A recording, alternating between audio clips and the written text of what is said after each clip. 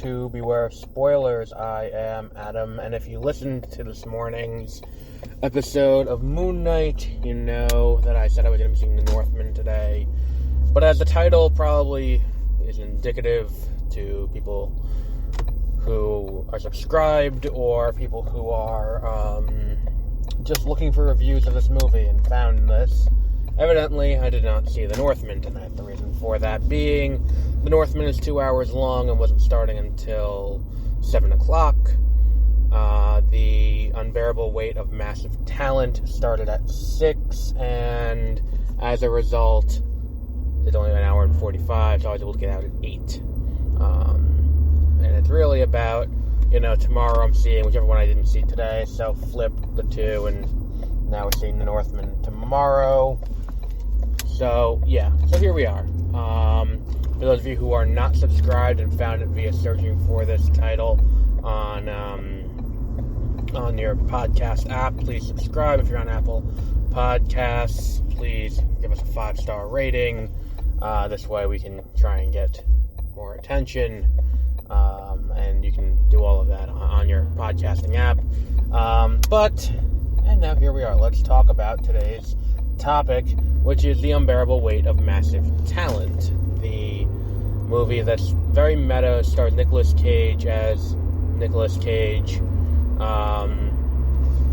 Basically, the general premise of the movie is Nicolas Cage and his wife are getting a divorce. He's been having a hard time getting roles. He finally gets a role, and that role that he gets is not to be in a movie like he wants to be in, about a Boston gangster. No, the job he gets is to show up at a rich guy's birthday party for $1 million, and then once he's there,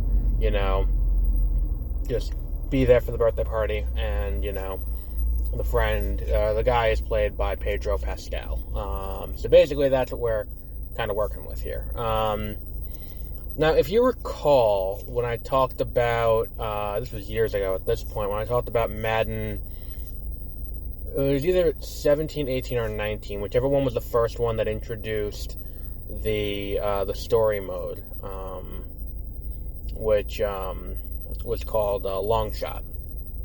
The basic premise of Long Shot, for those of you who may not remember, was it's this story about this kid who is in college. He wants to be a professional athlete, and him and his friend, they went to school together. They both played. They went to the same college together, and he's going to get the chance to prove himself. And he wants to prove himself and become a major candidate to play in the NFL. I believe your character was strong-armed into being a quarterback by the story. Like, you couldn't pick running back, quarterback, wide receiver, anything like that. You had to be a quarterback. Your friend Colt, he is a wide receiver. So, you play through the story and all of that. And when you start the story, it seems like it's going to be this heartfelt thing about all of that. And then as the story progresses, it kind of evolves and becomes something entirely different. In this case, what it becomes is it's like a Hell's Kitchen style game show where it's designed for players who don't quite do well in the standard, combine and all of that, to try and, make a name for themselves, so that way they can get drafted, even though they didn't do great there. So you end up on this show called Long Shot, and that's all of that. And it's one of those things where, as you're watching it, as you're playing through the game, and I think I said this at the time, there is the beginnings of a really cool game here, and a really deep and interesting story, because sports stories have always intrigued us. If you play, if you've ever heard, boxing movies and sporting movies and TV have always been things, and even books that are there, because it is a very primal kind of man versus man. You can, it is about, it is a physical challenge that is easy to quantify and overcome. So that kind of thing fit a little bit. And, that story works, especially when you have Mahershala Ali playing the deceased father. And then, the family drama that went into Colt. It's not Colt McCoy. Colt McCoy is a real person. I want to say his name was Colt, though. Maybe it is Colt McCoy. Maybe Colt McCoy isn't a real person. I think Colt McCoy is a real person, though. But either way, you go through all of that. And I think that,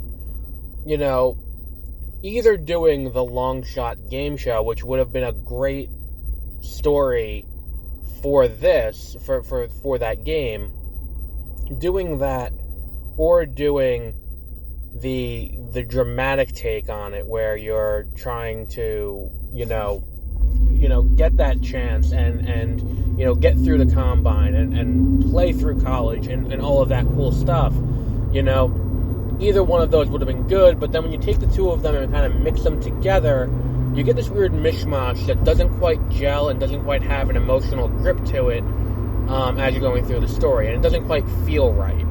Where you could do a game about either or and it would work, but because you're taking the two and creating this amorphous mess of a story, nothing quite meshes right.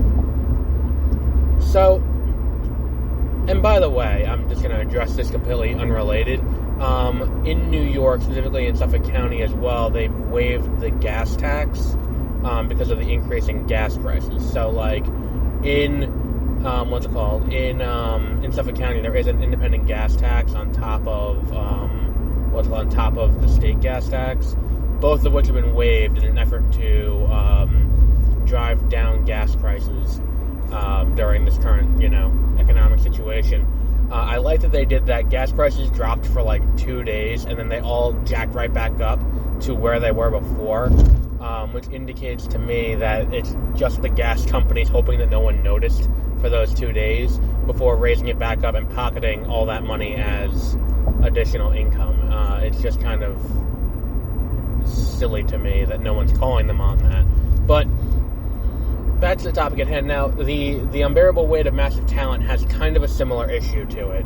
It has this weird amorphous kind of, like, where there are two movies there. And, they address it in the movie, and I really hate when movies do this, where the whole thing is an experiment in meta-ness. And I think that, like, as I was watching the beginning part of it, I'm like, this movie would work a lot better if Nick Cage wasn't playing himself, and it was just another actor. Because, like, the idea of, like, the actor who's aging out, again, is kind of timeless, where it always works. I mean, recently we saw Quentin Tarantino do it with Once Upon a Time in Hollywood, where, that's what DiCaprio's character was.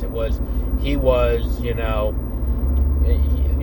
one of these people who was on, I think he was a TV star. No, he was a movie star, and then he ends up on TV, and he's old and washed up, and he's dealing with in this case, you deal with not only your use as an actor, but it's also a metaphor broadly for your usefulness as a person and dealing with your own mortality. Like, your career is slowly coming to an end. What does that mean for you as a person as you get closer to that end? And it's an interesting story that they tell in that case, and it works in that movie.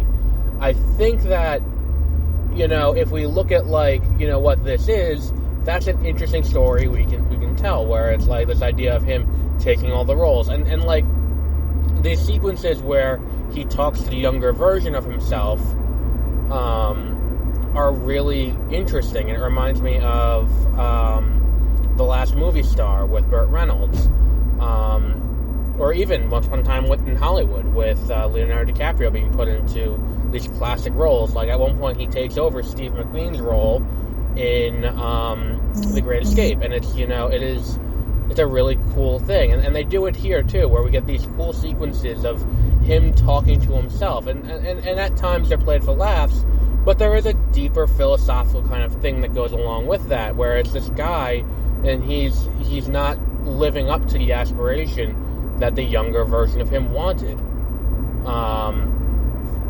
and it is it is the kind of thing that would be cool to explore further. And it would have been cool if this movie explored that a little bit before getting into the kidnapping and all of that subplot. And the idea, like, part of it is, too, the movie works a lot better if you go into it kind of blind. Like, I think that had I not seen the trailer ad nauseum before every single fucking movie I've seen in the last few weeks or a few months, I may have gone into this a little bit cleaner. But, like, there are certain things that they do in this movie that work better not knowing that it's coming, like, or what the payoff of that scene is going to be. So if you have avoided trailers up until now, good for you. You go and see this movie, you're probably going to get a better experience out of viewing it than someone who has seen the trailer ad nauseum before every movie they've seen for the last, 4 months, 5 months. What else is there to address with this? I don't want to spoil it too much, because I feel like a lot of what works about the movie operates best going in without knowing it. Nick Cage is Nick Cage. You're going to get what you're going to get out of him, and it works for the context of the movie, and everything worked very well. Before I saw it today, I was kind of being like, it feels like a joke that went too far. Like, I said with Ambulance, I didn't see the movie yet, but, when I was writing off why I'm not going to see Ambulance, I said it feels like some screenwriter during the pandemic got bored, played a fuck ton of GTA Online, and then was like, hey, wait a minute, if I write a screenplay that kind of follows one of these, I can always write this off as a tax write-off, and then thus Ambulance was born, and then Michael Bay signed on, and here we go. This one, I was kind of writing it off as it feels like it was written as a joke or a spec script, and then person A reads it, person B reads it, and then it just keeps going on and on and on. After seeing the movie, what it feels like more is a script that was written with the idea that, we can do something kind of deep, and then we can do kind of a meta-analysis on, we can do a kind of meta-analysis on,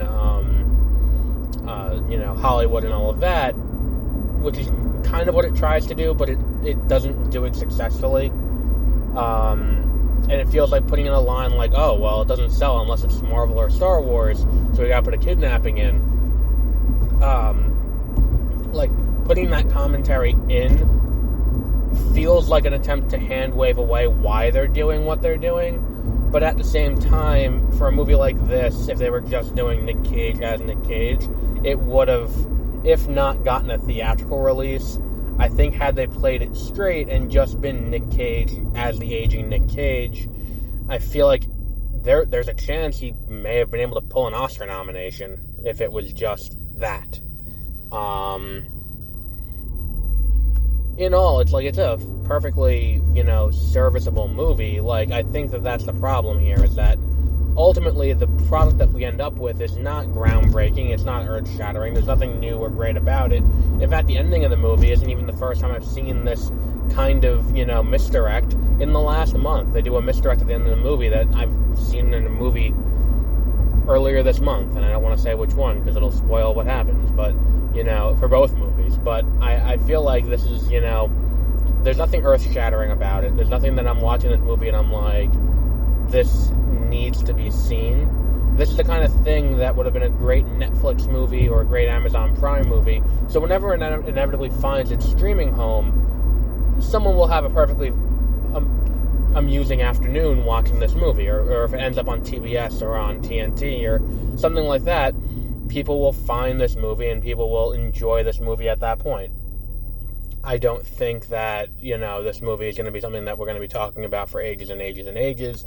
I don't think that it's a movie that, it is something that I don't think that having seen it once, I don't think I'll put it on a second time and be like, I need to watch this movie again. If I see it, that's the thing, as I sit here and I think about it, I'm like, is this a movie that I would add to my collection,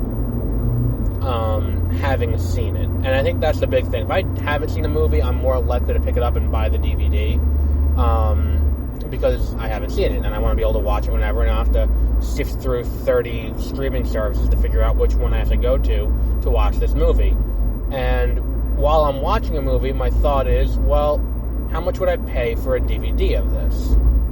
And I'm thinking I probably have no desire to ever watch this movie again. I've seen it once, and for that one time it's fine, but I have no desire to go out of my way to figure out where I can watch this movie a second time. It's not one of those things where a repeat viewing is going to benefit the viewer in any way, shape, or form. It is one of those things where this movie, could probably be better from taking the two independent strands and making it into two different movies, kind of like, cracking open a strand of DNA and turning it into two. But I feel like there's definitely more to be had with this movie as two independent different features instead of one feature that kind of, I don't want to say feels misguided, but it does feel a little scattershot in its approach to the story it's trying to tell. And then on top of it, they always point out character-driven. That's something they keep driving home, is that you want a character-driven story. You want a character-driven story. Nick Cage doesn't have a clear motivation in the movie through most of it. Javi does. Javi very much wants to, he very much wants to make his movie, and he wants to separate out from his family and be his own person. Like, it is very obvious what Javi's wants are throughout the movie. But what Nick Cage wants is not abundantly clear, or important to an extent. It's kind of like he's kind of passive in the movie, and for a movie that sits there and is like, it's character driven, well, character driven doesn't just mean it's entirely about these two characters who want something or aggressively want nothing. Like, does he want to reconnect with his daughter and his wife? Does he want to have, does he want to be this, be the person that, does he want to be a movie star? What does he want? It isn't an aggressive not want, which would work too. Like, there are some movies where characters can aggressively not want something, and then it could just, work like that. Like, I think famously Clerks is a movie where the protagonists aren't, anyone who wants something. Like, Dante and Randall don't want anything. They just want to I guess wanting to get through your day is a want, but they're not, aggressively, we have a drive that we're going to do from beginning to end of this movie. I feel like that's something that, in a movie like this, you need to have your protagonist have something. And not kind of just be shuttled around from point A to point B to point C to point D. There needs to be a proactive want. Like, people give Jin Erso shit in Rogue One because, well, what does Jin want in this movie? You can say the same thing about this. Nick Cage doesn't have a want in this movie. He doesn't have a striving force that he is out there trying to do. And I think that also hurts the movie a little bit.